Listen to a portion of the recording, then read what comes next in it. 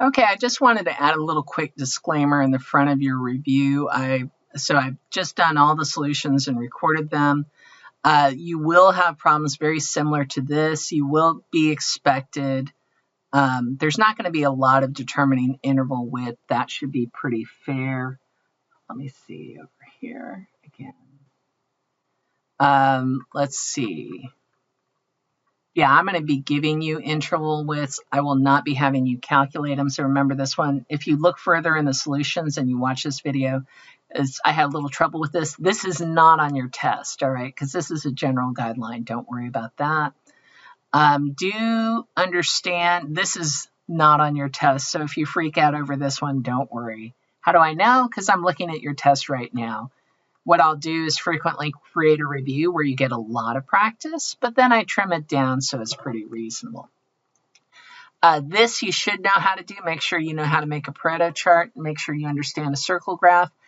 On your test, I'm not going to have this piece, this piece will be its own problem and this piece will be another problem, but I'm not going to have you do these lower and upper intervals. All of this piece will be filled out, and you might be expected to fill out a piece or two over here, okay?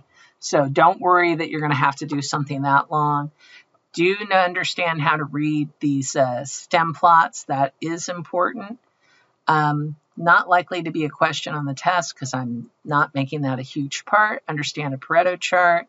Understand what a time series graph is and when you want to use it. For example, here was a time series up here. That's a nice time series plot. So you won't have this question with this tricky piece down on the bottom, so you don't have to do that. But you should know that that's a time series, okay? And let's see, anything else? Know how to make a circle chart, know how to make a Pareto chart, and know which chart goes with which. So if you're looking at the summary sheet that I kind of did for you guys, this is two important pieces of data there. And again, make sure you know how to do that. So just a quick disclaimer before I start working through the review. Okay, I'm going to go through the review here with you. And so there are 16 problems on the review. I am going to be using Stapplet for some of these to make my life just a touch easier. So it says Podunk High School has been tracking total absences for the school over the last 30 days. Assume 5 intervals will be used to determine interval width. So one thing I want to do is figure out the max and the min, but I'm going to be really simple and I'm going to say, I'm just going to put this in here, right? Oops, that's not my data. Control X. Not there. What kind of data were we looking at? It's always nice to know what we're looking at. Absences. So we're going to total absences. Total absences. And the main reason I'm doing this is I just wanted to find my range, find my min and my max. So my min is 4 and my max is 40. So let me go ahead. I'm actually going to go ahead and also create a little review sheet here. And we're just doing a blank page. In Cami, pretend I'm doing a blank page. Hopefully we just need one. We'll see. So one of the formulas you need to do, I'm going to write down review for B exam, organizing data, high school staff. So I will share this with you too. I'll put a link in. Okay, so when I'm looking for the number of intervals, first of all, I need to find range. So you need to have range on your cheat sheet. It's your max minus your min. All right. And in our case, for problem 1, let's look at what problem 1 said. We're trying to do 5 intervals. So, and my min, we said on the data, actually it's on my data. My data said my max is 50, my min is 4. So I'm going to say number 1 on review. Okay, so my max is 50. And my min is 4. So that means my range equals 50 minus 4 equals 46. All right. Now, how many intervals do they want? I think they said they wanted 5, right? Assume 5 intervals will be used. So that brings us to another formula, okay? And that is that number of intervals equals your, width of intervals, and there are two versions of this, of intervals, equals your range divided by number of bins, or number of intervals,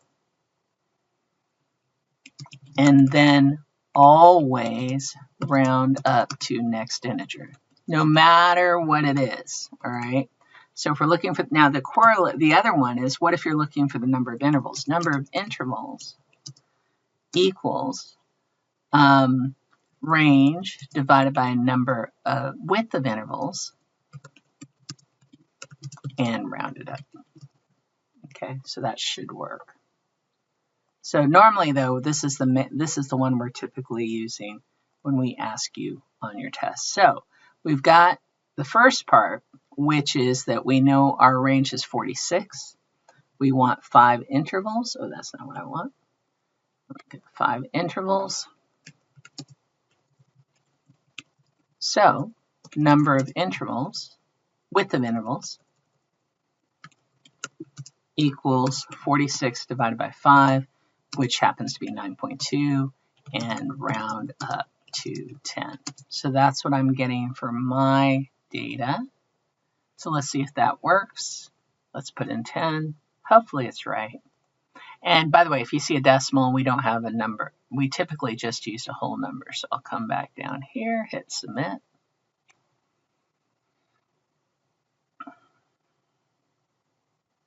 And voila, that's correct. Now, where would be a good place to start the first interval? So my min was, if you look at the data, I said my min was 4. So 5 would be a terrible place to start the interval. So 1 is just kind of odd. We like to start on multiples of 5 or 10, all right? Let's decide to use 10 as a class width and 0 as our minimum. At what interval would be our first interval? At what integer would our first interval end? So let me explain that to you. So if I were to do a number line, I wish I could just do a number line. I'll just do a list of numbers. That should help. So if I were to do a list of numbers, we're starting at 0, 1, 2, 3, 4, 5, 6, 7, 8, 9, 10. I'm just doing a couple extra numbers here on purpose. And my interval width is 10, which kind of matches what we're doing here. Let's count up to 10 intervals, all right? So here I got, notice, it's kind of sad it doesn't go over the text. If I go all the way up to 10, I actually have 11 numbers.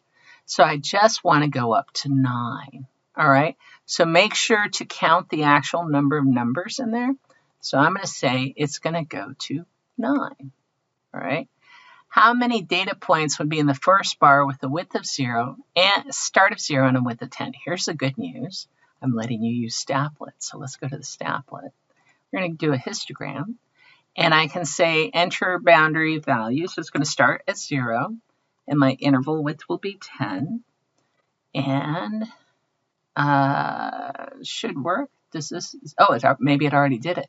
So you can see this is going from 0 up to almost 10. Then this one starts at 10 and goes up to almost 20. And I can count there are 3 data points there.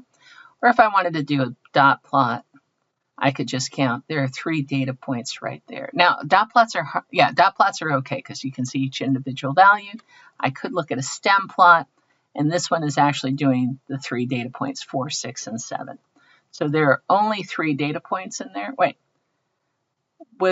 how many data points would be in the first bar with the start at 0 and a width of 10? 3. I was like, oh, I didn't see the 3. Oh, no. It was there. Submit for testing. And voila, we have them all right. Okay, let's go on to problem 2. So this one's pretty easy. We did this, we had one just like this on the quiz.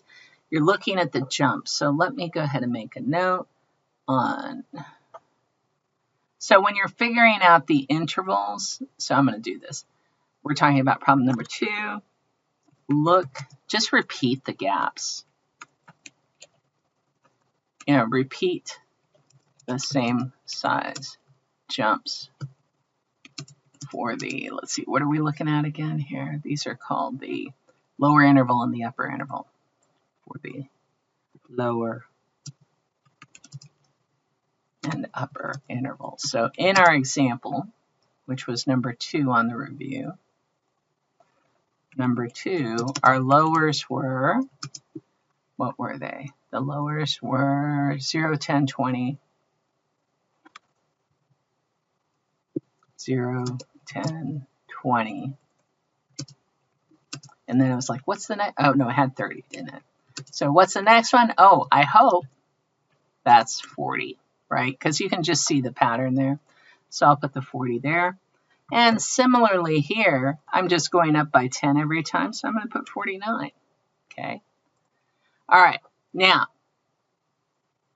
cumulative frequency, we'll go ahead and make sure we did those correctly. We'll hit submit. Do expect to fill out a table on your test. Your tests are not all multiple choice. I can probably get rid of that little box I got there. Oh, come on.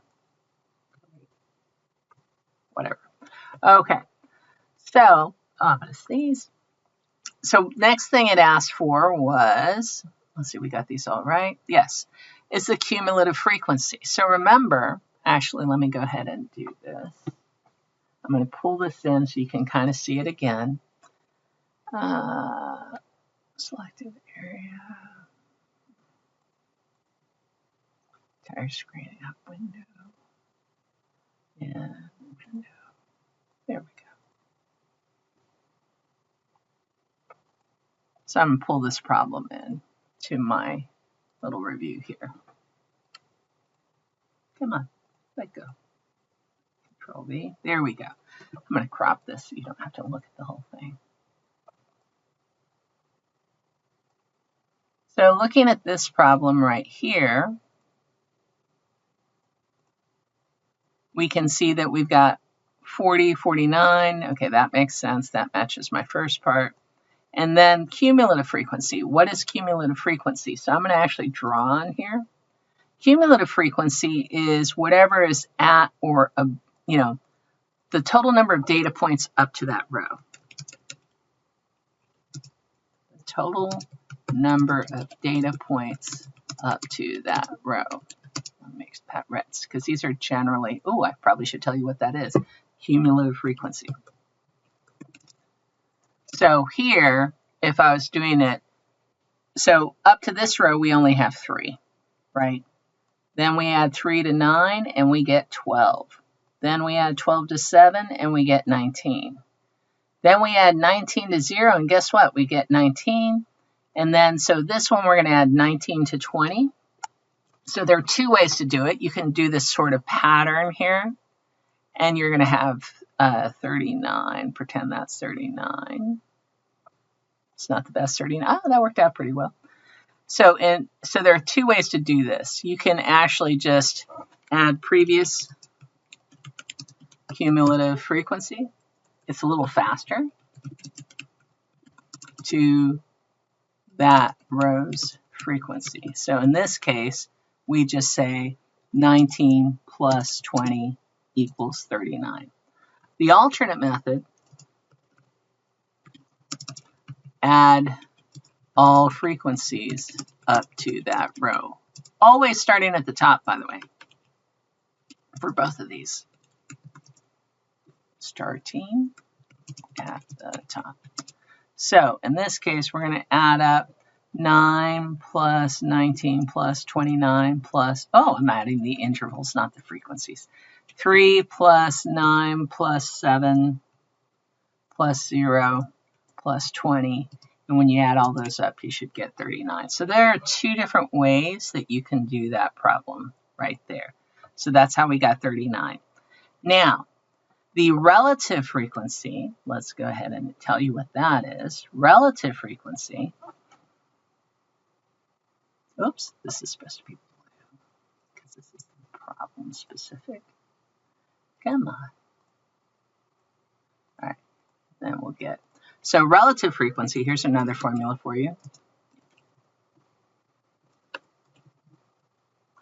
Equals just plain old frequency divided by n, where n is the total frequency. So here I'm trying to give you a hint. I am asking for n. If I add up all the frequencies, by the way, this was the bottom row, so that'll be all the frequencies. In this case, N is 39.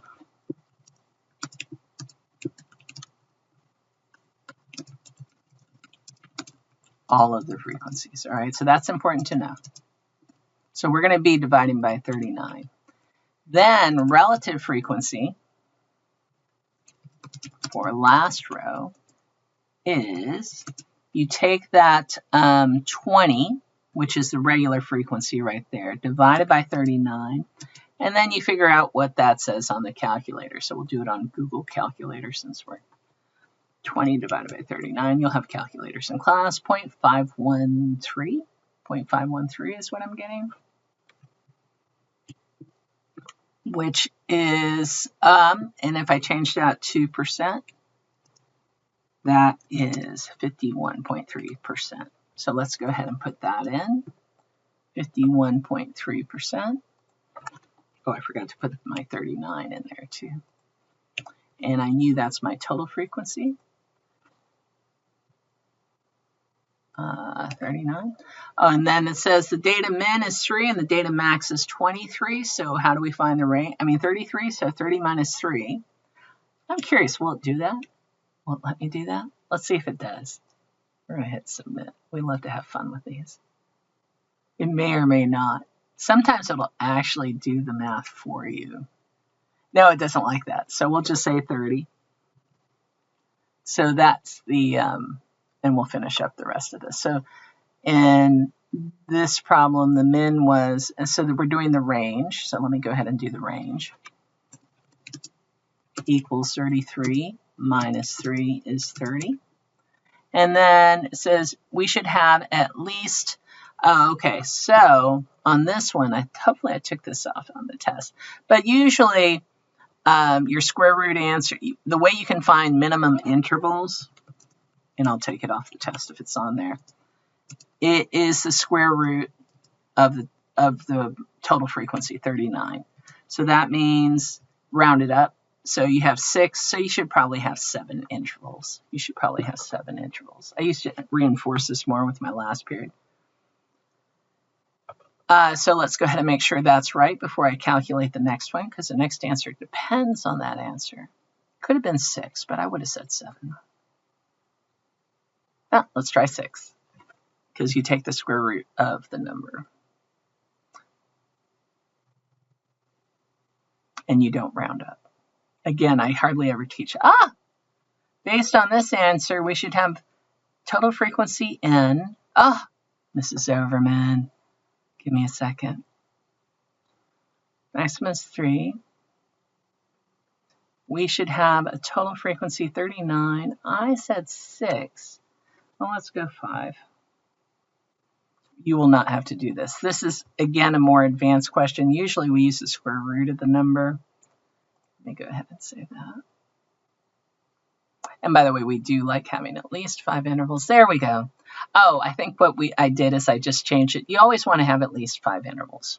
But okay, I will double check on that on your test to make sure it's not messing you up. So 39 would have led me to say 6 intervals because you take the square root. But we'll say, in general, you always want at least 5 intervals. So I'll make sure that's not messed up on your thing. So we have 5 intervals here. And what would be the appropriate interval width? So we're going to use the same thing here, all right? Width equals range divided by number of intervals. So width, and actually let me change this so this says 5. I think that's what I did last year. I said just use 5.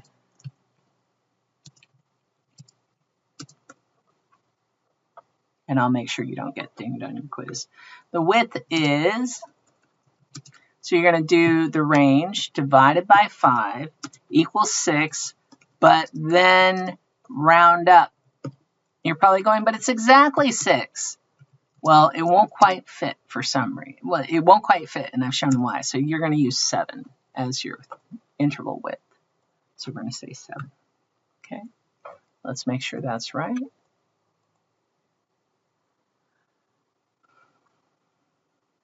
There we go. So all good, all good. Consider these types of graphs: histogram, bar graph, Pareto chart, pie chart, stem and leaf, which are suitable for qualitative data. Qualitative is categorical.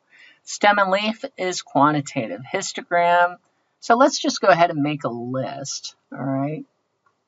And actually, you know what? I'll check these so they're correct. So stem and leaf is quantitative. Histogram, Pareto is not. These are all categorical. Stem and leaf and histogram are definitely quantitative. So you want to remember which one of these are quantitative and which ones are categorical. So if I was doing it, I would go ahead and make a list of the different types of displays. So let me go ahead and see if I can move this somewhere. Go away. There we go. Well, why are you so weird? Okay, ignore that little square. So this is definitely a note. So quantitative number displays. Oh, there's a way you can tell too using Staplet. Quantitative.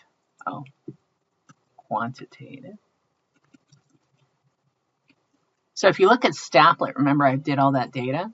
Oh, what are my choices? Dot plot, histogram, box plot, stem plot. Dot plot, histogram, stem plot, box plot. All right, pretend I spelled that correctly. That's quantitative display, so make a note of that. Categorical / qualitative displays. All right, you got a bar chart, and actually you can also find it in Staplet. So we'll go here. We'll change this to Staplet so I can show you what I'm talking about. So let's say we do one categorical variable, and we say yes, 35, no, 15. I'm just making up data. All right, and then maybe, right? 12. All right, so if I begin my analysis, you can see there's bar chart. So you got bar chart, segmented bar chart, and pie chart. Let's see, did that capture everything? Segmented bar chart.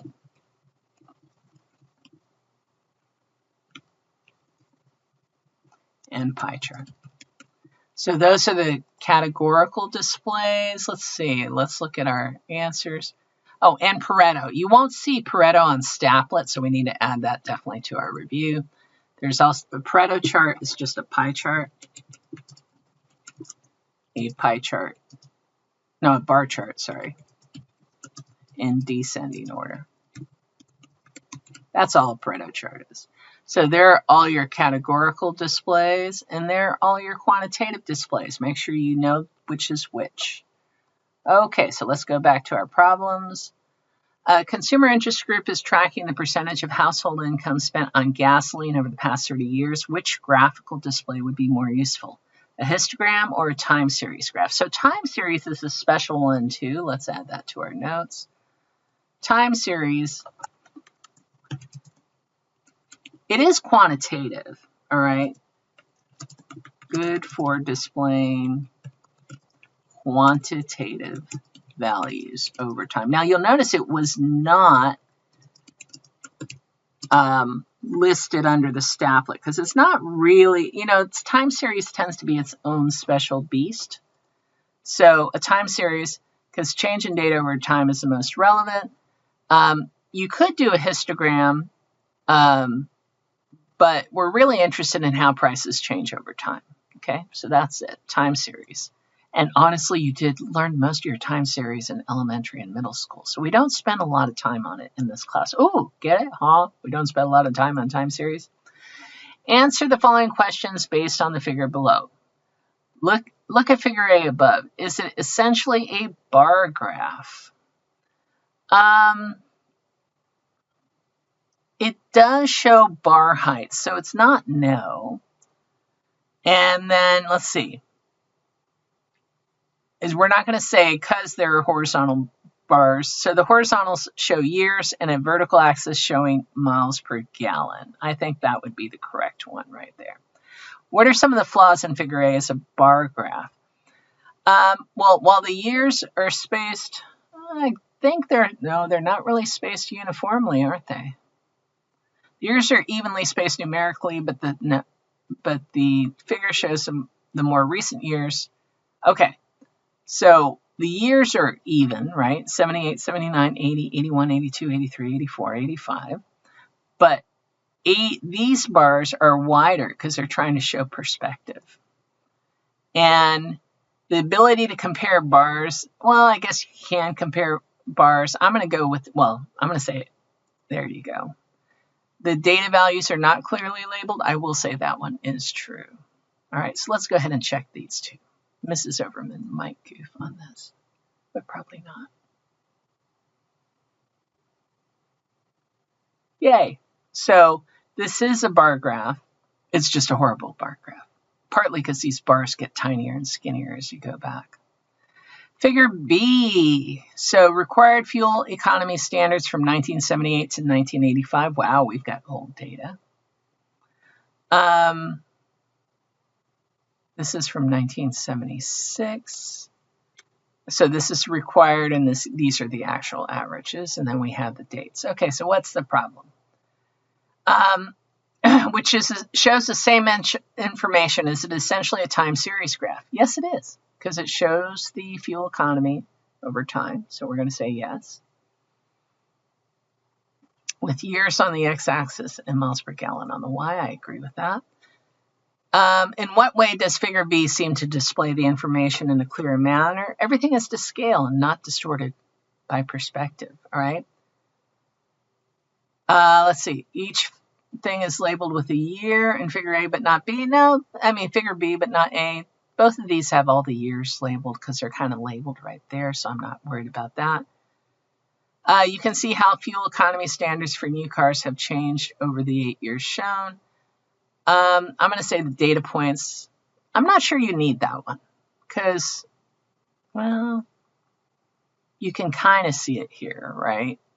So I'm going to say you can kind of see it, but we'll see. Let's hit submit, find out what happens. Mrs. Overman loves taking risks. All right. There's a chance. Yeah. It would be this one. You can, so it's easier to see that change. So I was kind of hesitant on that one. That should be right. If it's not, Mrs. Overman will be. What? Figure B, but not figure A. Each data point is labeled with a year in figure B, but not figure A. It's like, well, let's see. I don't know. Let's check that one. You can always tell when I'm using a book question and not one of my questions. Okay, so it doesn't like something in here. I'm going to say that's not supposed to be checked. In what way does figure B seem to display the information in clear action? I'm going to say maybe it's just that one because the other ones you can. Oh, and I'm going to. I don't know that it matters that they're connected by a single line. Poor Mrs. Overman, she's using up your time doing this one problem. See, I think it's just these two. Everything is to scale and not distorted by perspective. I would agree with that. That's what I thought was my original answer. If it's not right, I'm going to scream. Yes, I'm going to scream. Okay, so I'm going to take this off, but I don't think that's the issue. All right, let's go. I like that everything's per scale, so I might disagree with the book on this one. Okay, tell you what, Mrs. Everman's going to do something crazy here on the side. Give me a second. This is not on your test because this is a mean problem.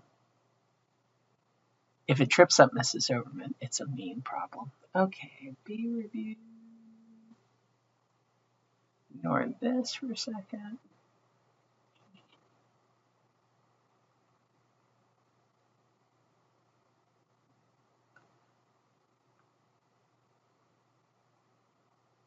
Okay, so, oh, they don't need the line. It doesn't matter about the line. So this is okay and this is okay. It's not important that you have them graphed by a line. That's what was tripping me up because I figured, oh, the line makes it easier to see the dips. So that's what tripped up Mrs. Overman. is I was like, I like the line, but apparently that's not a big deal. There you go. The time plot in the figure below gives the number of state and federal prisoners per 100,000 in population. Estimate the number of prisoners per 100,000 people for 1980. So for 1980, you know what I'm going to do is I'm going to actually take a picture of this. Give me a second.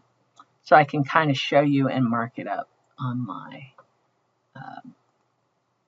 So we're going to do, I'm going to capture. No. There we go. And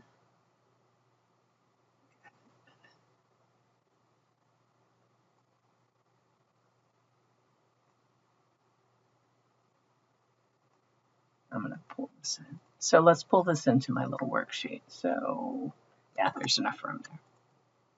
So we're looking at this graph, right? And this is asking per 100,000. I'm going to make it nice and big. And I'm going to draw a line, okay? And they asked on the question 1980. So I'm going to go to 1980, which is right here. And then there's 1980. And it looks like it's a little bit, that's a little high right there. It's under 150. You might have to eyeball it a little bit. 1980 is right there. And this value is actually a little bit lower, somewhere around there. So I'm going to say 140. Let's see how that works out.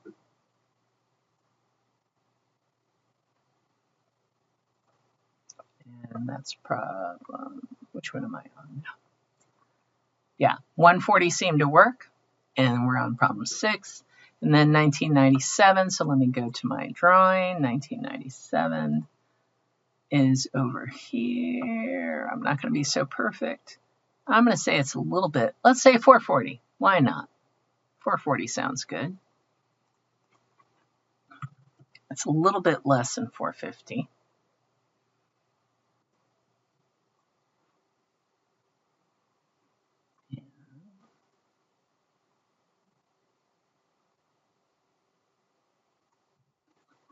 So how'd it go? We're on 8. Yeah, it liked those. So during the time period shown, there was increased prosecution of drug offenses, longer sentences for common crimes, and reduced access to parole. What does the time series graph say about prison population change per 100,000 people? So it increased because it went from low to high. So that's pretty easy. In 1997, the population was, and so you might have a different number for this, was this. So at the rate of 440 prisoners per 100,000, how many are in the system? So you have to actually kind of, I'm going to copy this number. We're going to go work this out. So our estimate is number of prisoners equals population times number of prisoners per 100,000. And guess what? You actually have to do, you have to take that population and you have to divide it by 100,000. Because it's only per 100,000. So you're going to be a little bit off by 100,000 if you do that. So our numbers were, and I pasted it in, so number of prisoners equals, that's my population divided by 100,000. And then times, let's see, was it for 1997? So it's 440 is the rate. You don't have to do per 100,000. You just have to do that. So if I was doing this, if I divide this up by 100,000, then I'm going to get 2666.97. That should be correct. Let's see. Let me go ahead and, so I'm going to take this number again. I'm going to go to Google, do a calculator. Control V, divided by 100,000. And then times that by 440. 1,173,000 some. So what did it ask for? 1,176,000, and they wanted to the nearest whole. So let me see what was 73,467. So it's this number, but rounded up 1. So I'll just put it in there. Oh, come on, Control V. There we go. Round this up 1. That should work.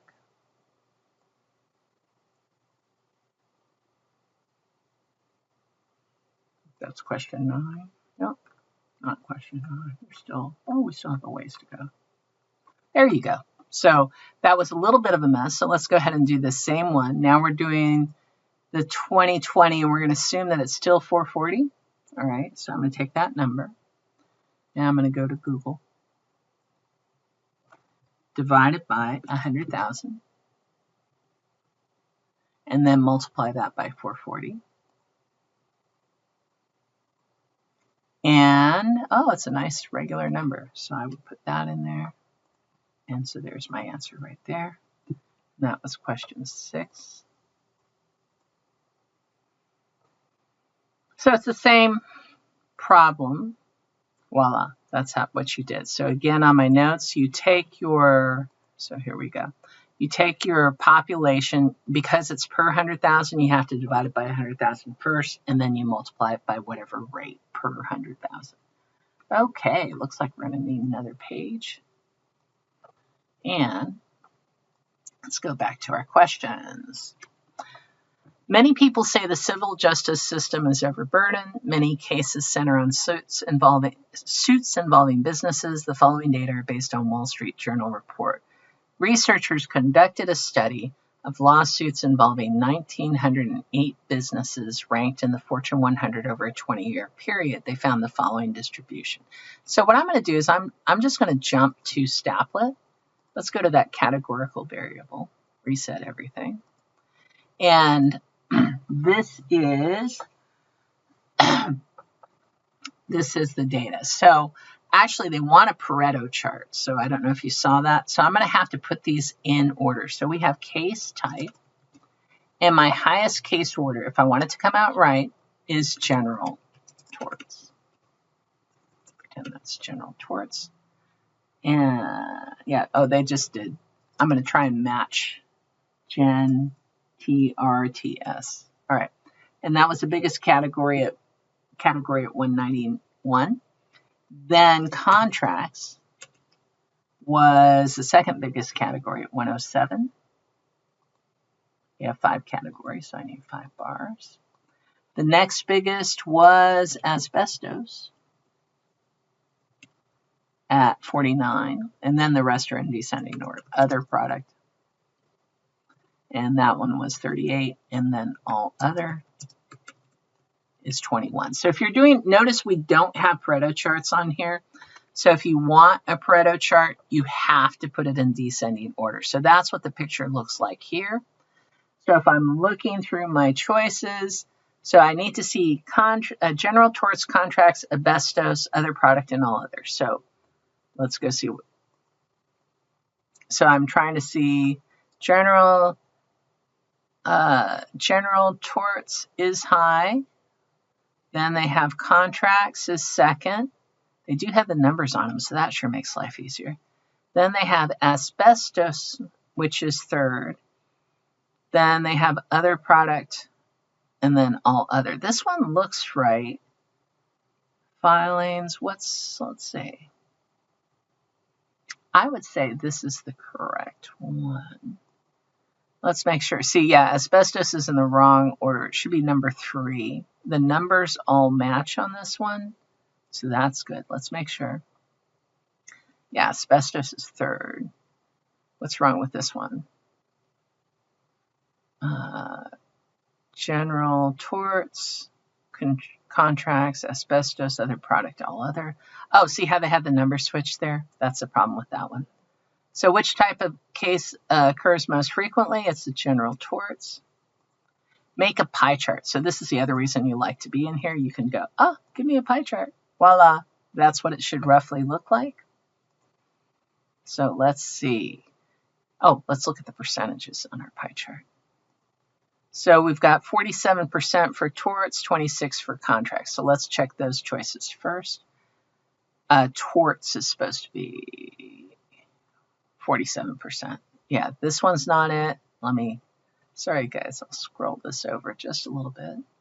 I don't know why I can't see it so well. 47%, this looks like 47%. So both of these look good.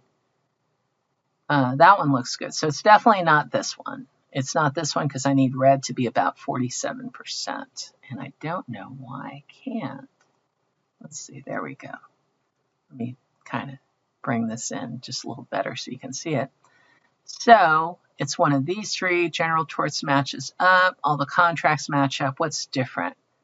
All other is different, and asbestos liability is different. So I'm going to go asbestos should be 12%, and all other should be about 9%. Asbestos should be about 12%. Oh, that one's right, and that one's right. And other liabilities, looks like it's this one. Okay, so I'm going to scroll down and hit submit.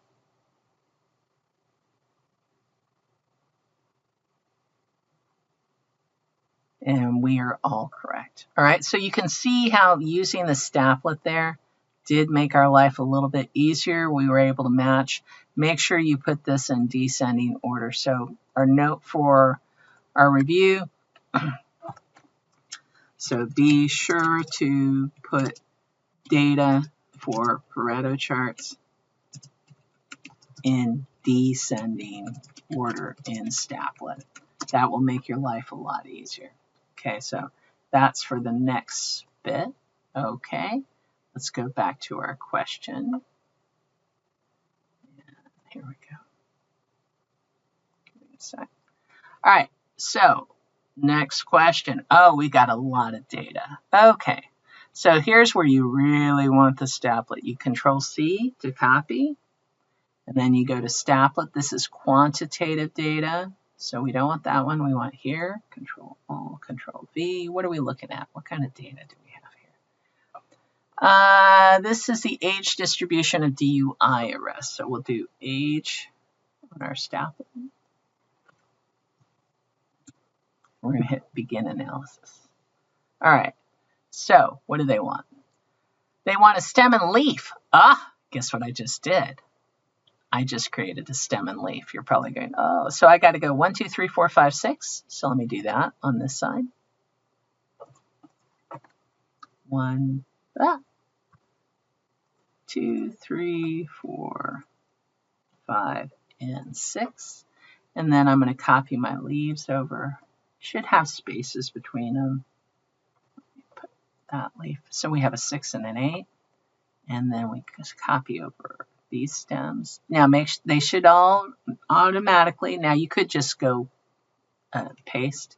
Let's make sure this is working right. Make sure you have a space between every one. So let's see how we're doing. I think that was around 7 or 8. Yes, see how it's working there? So let the staplet do the work for you. So I'm just going to copy these, make sure I put them in the right branches. Love staplet. Because making stem and leaf plots by hand, total pain. Total pain. Need stem 5, then 3 space 4 for stem 6. The nice thing about the staplet is also putting in that space. Because if you did 34, it's going to think it's 34. So you just do that. All right. And so here we go. Just out of curiosity. 1, 2, 3, 4, 5, 6, 7. Okay. So let's go ahead and hit submit to get all our credit for our stem and leaf plot.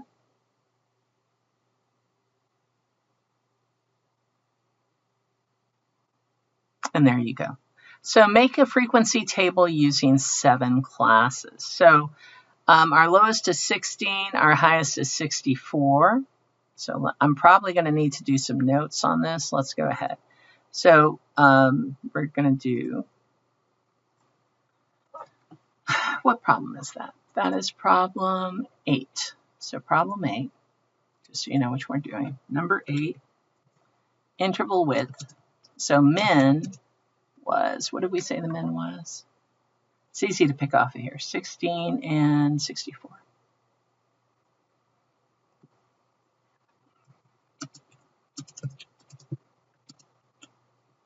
Range equals 64 minus 16 equals, that would be 48, right? Okay. So number of intervals, or we're doing 7 intervals. So the width is 48 divided by 7 and rounded up. So we'll just do Google 48 divided by 7. 6.85.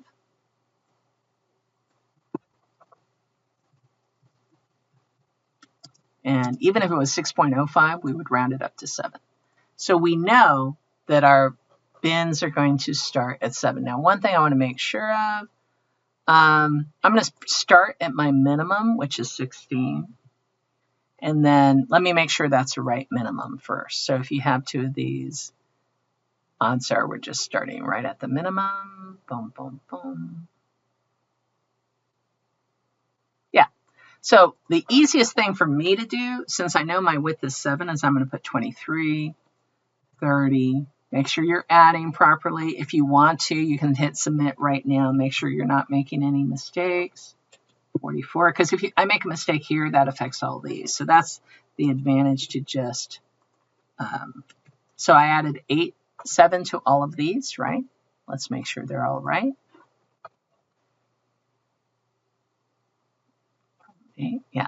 So they're all correct. So now here, instead of going to 23, I'm going to go to 22. So just stop one short, 29.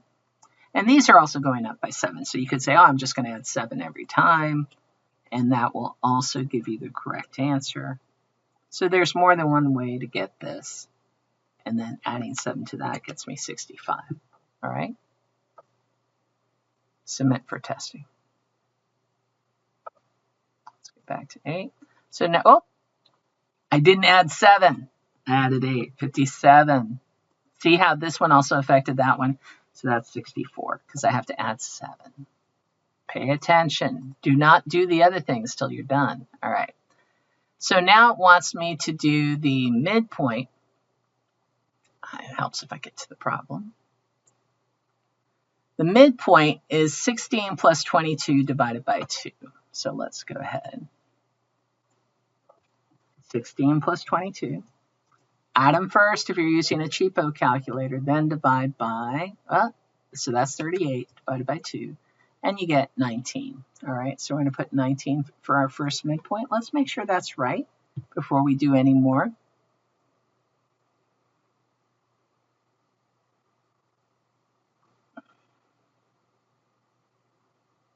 And yes, that's right. So I'm just going to add 7 every time. You'll probably want to double check on your calculator. Make sure you don't make any mistakes like I did. That's the nice part, is they're all going to be 7 apart every time. So you don't have to do that calculation every time. So hit submit. Make sure all my midpoints are correct.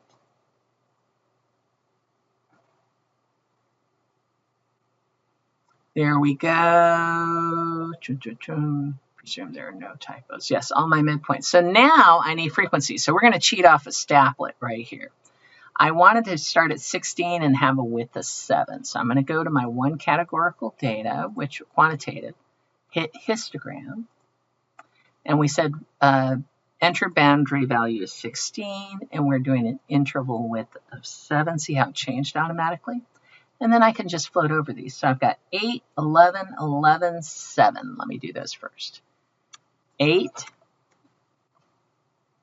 oops, 11, 11, 11, 7. Steplet makes this so much easier. Okay, and then we have 6, 4, 3. 6, 4, 3. Oops. 3. And then we'll hit submit.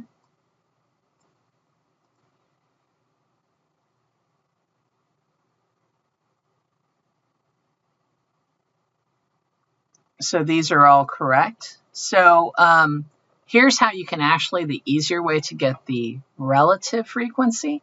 So let me show you how to do that. Go to the Staplet. Let me make a note too. To get relative frequencies. So you make a histogram on Staplet using one quantitative data.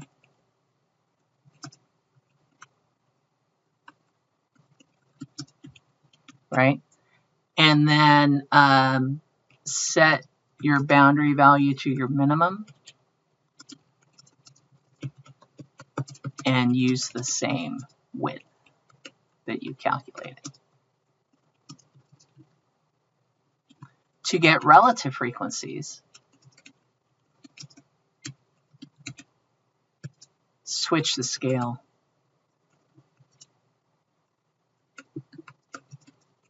to relative. Pretend I can type on Staplet. These are general rules. I put this in a red. This works for any problem. Let's go ahead and I'll show you. So you saw here, histogram, and here if you switch to relative frequency, then it's going to give you decimals. Now let's see, do we need to do these as percent? So I got 16%, 22%. Ooh, sometimes, let me go ahead and adjust my rounding. That's doing fine. Let's do 4. Sometimes it helps to do 4 decimal places. Display proportions as percents. Let's do that as percents. That'll make it easier. Did you know you could do that? So how did I do that? I went to adjust rounding. I just clicked on the rounding. And see, now it's doing percents.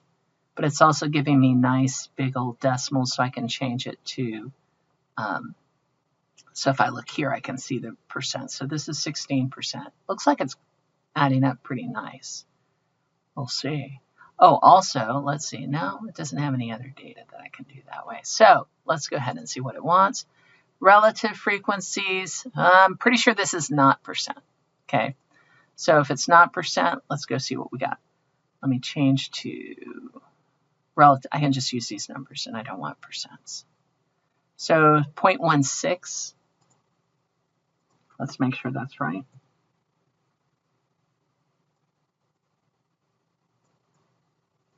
I want to make sure I'm on the right units instead of percent. So what are we on? Problem 8 still? Yeah. So that's, it just wants the decimals, which is great. Decimals are great. So 0.16, 0.22, 0.22, 0.14. So 0.22, 0.22, 0.14, 0.12. Let's see if we can remember that. 0.22,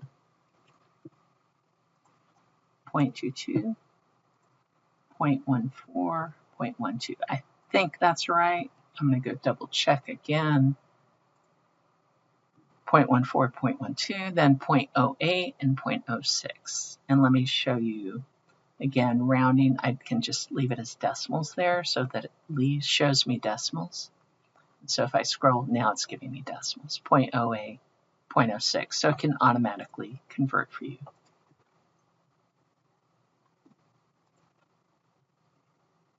All right, and then hit submit.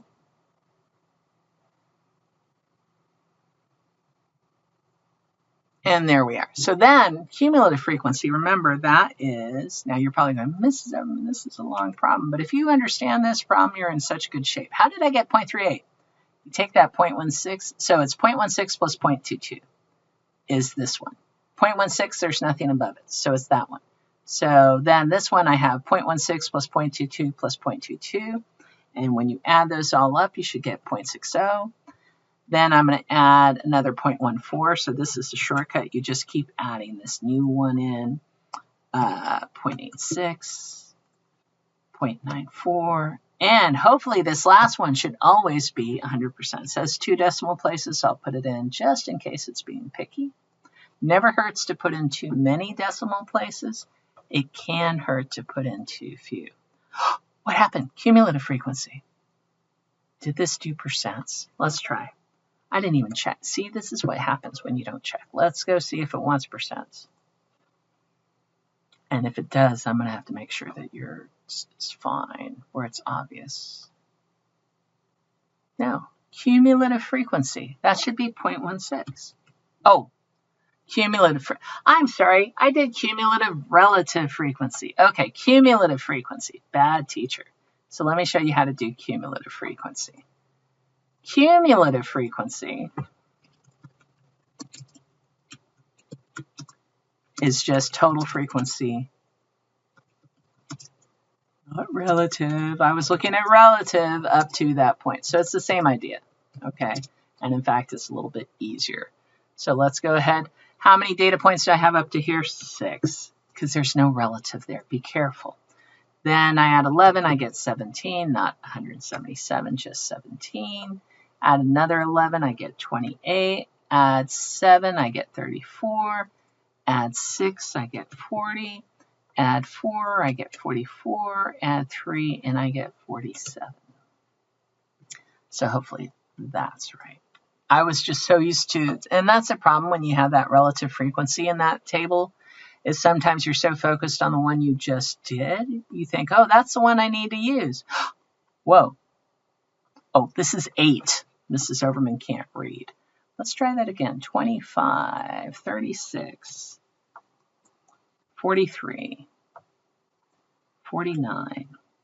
I was tempted to check the total points. I'm going to show you what I was like, I should probably double check this number. 53 plus 3 is 56. So if my staplet has 56, go look at the staplet. Oh, it's supposed to have 50. It's supposed to have 50. Let's go double check again. I am getting too many. So 8 plus 11 is 19. See, there you go. Always double check that your totals are right. Plus another 11 is 30. Plus 7 is 37. Sorry, guys. 43, 47. And now I'm getting 50. So a really smart thing to do, which I didn't do the first time. I thought about doing it. I was like, oh, okay, it should add up to 1 because I was thinking relative. If you're doing cumulative frequency, all right, check that total there should match the total number of data points you have, that number right there, okay? So now we're finally going to get this part right. And when I go to 8, yes, we're all good. So now make a histogram. Because we did do the staplet, all we have to do is make sure. So these, oh, and here's another hint. When you're going back to this table, see how that starts at 16 and these all start at 16? That's your starting point right there. And you can see there's your ending points. There's, well, 65 is going to be on the next bar. So it's going to go 1 higher. So that's another thing to keep in track. Make a histogram of absolute frequency. So I can just actually click this and say frequency, which is also known as absolute. So I have 8, 11, 11, 7. Let's start checking. 8, 11, 11. That one looks like 7. Let's see, 8, 11, 11. Oh, this is relative frequency, so I don't want that. 8, 11, 11. So it could be this one. It's not this one. These two are relative frequencies, and we don't want that. Well, and it says age, but it's not age. Oh, and this says age. So this is your correct answer. It has frequency, it has age, and then it has the right numbers. And the shape of the distribution, we're going to say, is skewed to the right. Skewed to the right. Wherever you're pulling the data towards, that's where the skew is. It's like you had a ball of taffy and all the data was piled up right here, but you stretched it out to the right. That means it's skewed to the right. For scores in the following stem and leaf display, what is the lowest score in the distribution? And this is a weird one because it has the lowest number on bottom. No, that's usually right? Well, it depends on how you're doing it. So the lowest score is a 51 is the lowest score. So make sure you know how to read these numbers. How many people had scores in the 70s? 4 people had scores in the 70s. A set of scores range, let me just go ahead and test these so far. We're almost there. So we were around problem 9. So there is the lowest score in the distribution is a 51. You could have said, oh, 51, 54, 93, that's definitely higher. So there's your low one. And there are 4 in the 70s. A set of scores ranges from a high of 67 to a low of 23. If these scores are organized in a grouped frequency distribution with an interval width of 5 points, how many will we need? So this is, again, there's our max, there's our min. We're going to use this formula a lot. So what did we say, 67 and 23? Okay, so let me go ahead. So this is number what on the review? Number 11. So I had the right, and we want 5. Width is 5 points. Width is 5 points.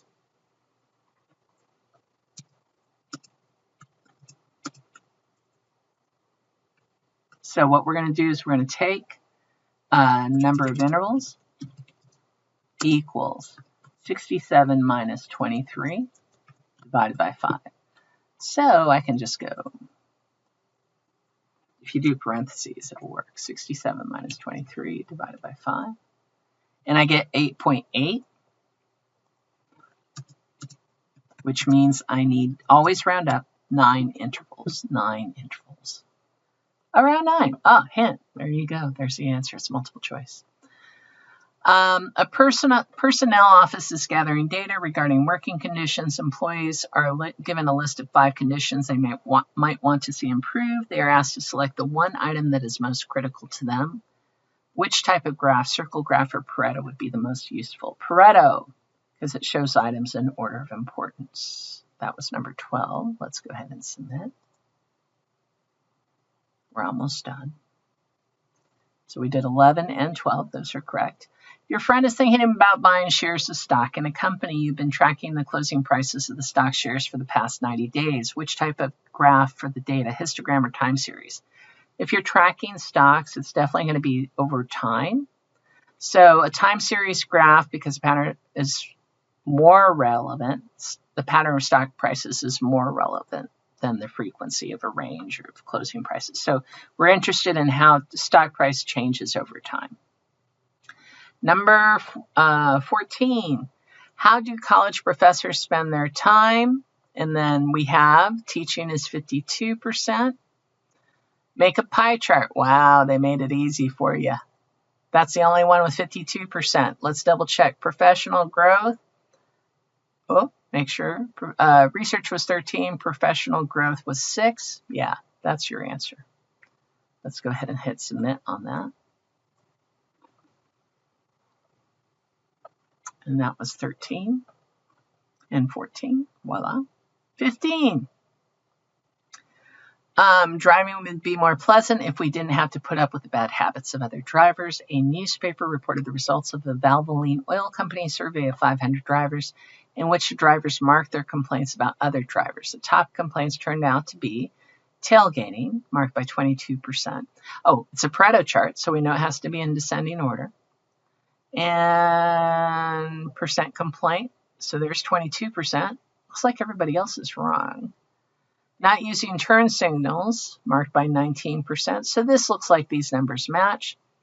Could this information be used in a circle graph? Well, does this add up to 100%? 22 plus 19 plus, so let's see, 22, 19, 14, 9, and 8. 22, 19, 14, 9, and 8. So let's go. 22 plus 19 plus 14 plus 9 plus 8. 72%, is that right? Let's see. 22, 19, 14, 9, and 8.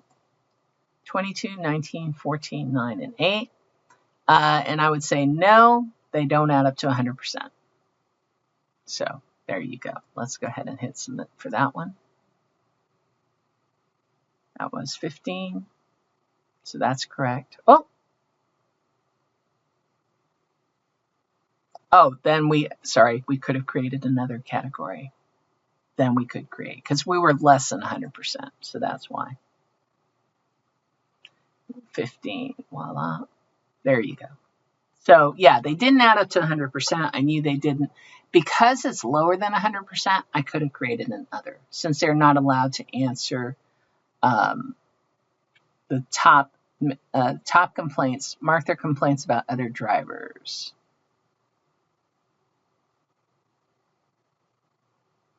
So I still think, well, yeah, circle graph, then it could be created. We'll see. Miss Wu's nephew is registering for school. The form asks for race, and more than one can be selected. Her nephew, Inca, that's his real name, checks off Asian and white. To display the races of students in Inca's class, which graph would be best? So it's going to be categorical. Remember, if we go to our categorical variable, we have pie chart, bar chart, segmented. And so these two have to add up to 100%, all right? Both these two do. But a bar chart can add up to more than or bar graph as it's called. So we're not doing time series, stem, and leaf or circle graph. It's just a bar graph because that's the only categorical one. And not only that, it could add up to more than 100%. So that's it. And we should be done with your review. Sorry that took so long.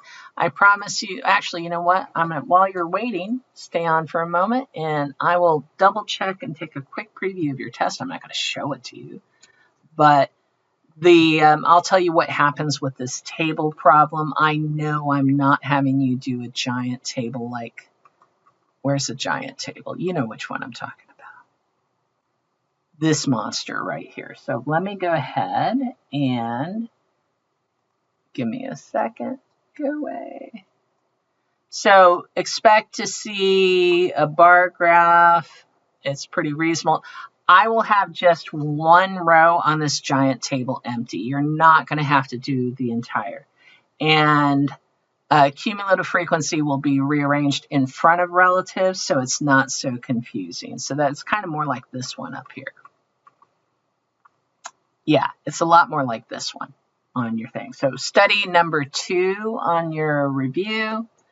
I will have something a little bit like this, but I'll tell you where the blanks will be. So I'm not going to have this giant do the stem plot thing.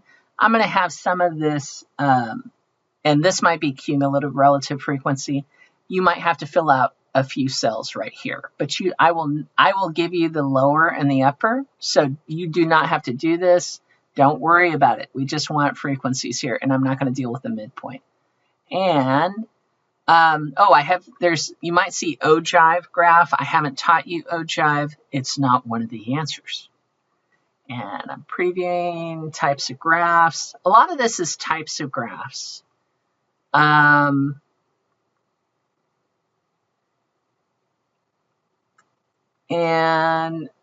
I do have you make a Pareto chart. Yes. I do ask you which of the following is a Pareto chart. I do ask you to tell me what number circled or to fill in the stem plot. It's multiple choice. So yeah, you're not going to have a monster like this on your test. The test is pretty reasonable. I'll tell you there are 10 questions and no monsters like this. All right? So you should be fine on your test. Don't let this problem freak you out. On the other hand, if you understand this problem, you totally understand how to make a frequency table. So good for you.